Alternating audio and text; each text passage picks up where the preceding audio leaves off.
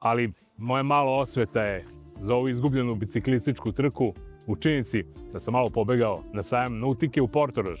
30. po redu Internautika je i ove godine obeležila početak nautičke sezone i to prilično impresivno.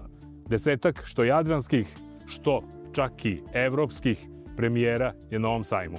Jedan od najzanimljivijih svakako brodova je Green Line 42. Model koji na prvi pogled deluje kao običan porodični krstaš, ali ispod ove plastike krije se možda tehnološki najsavršenije plovilo koje plovi Mediteranom. Kako sama brojka kaže, 42 stope ili 13 metara u jednom originalnom nautičkom hibridu. Kombinuje dizel motor od 250 konjskih snaga, a na krovu imamo solare od 4,5 kW koji pune baterije, a baterije pokreću električni motor. Praktično ono što imamo u hibridnim automobilima, sada imamo i u nautici, dovedeno na neki način do savršenstva. Ali nije poenta samo u pogonu. Ovo obilje električne energije nam koristi u Green Line-u i da pokreće frižidere, električne uređaje, razne aparate i da se u njemu osjećamo zapravo kao kod svoje kuće.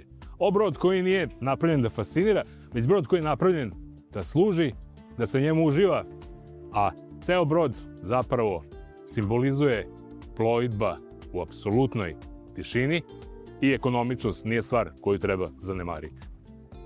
Svi oni koji prate naše nautičke priloge znaju da smo mi na motoru samo zato što moramo, ali zapravo prava nautika je ona kakva je vekovima, a to je na jarbol, na jedra i na kretanje uz pomoć vetra. Na Internautici Beneteau je predstavio svoj najnoviji Okeanis 47. Radi se o 15-metarskoj jedrilici koja ima površinu jedara od 100 kvadratnih metara.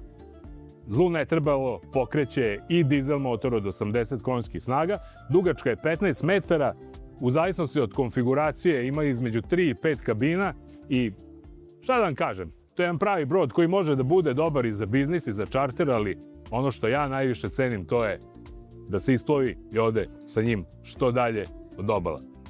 400, 400, 400, 1200. Iako je nautiku zahvatio trend elektrifikacije, hibridizacije, naravno jedra su tu, ali još uvek neguje onu pravu nautičku mušku snagu. Evropska premijera brenda Technocool Alpha 45 je upravo ovde na Internautici u Portorožu. Radi se o jednom dnevnom krstašu koji se pokreće uz pomoć 1200 konjskih snaga i postiže bez problema brzinu od 60 čvorova.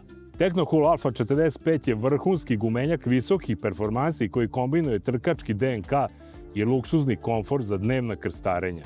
Dugačak je 14 metara, iako ne vidite kabinu, u potpalublju ima dovoljno prostora i za višednevna krstarenja.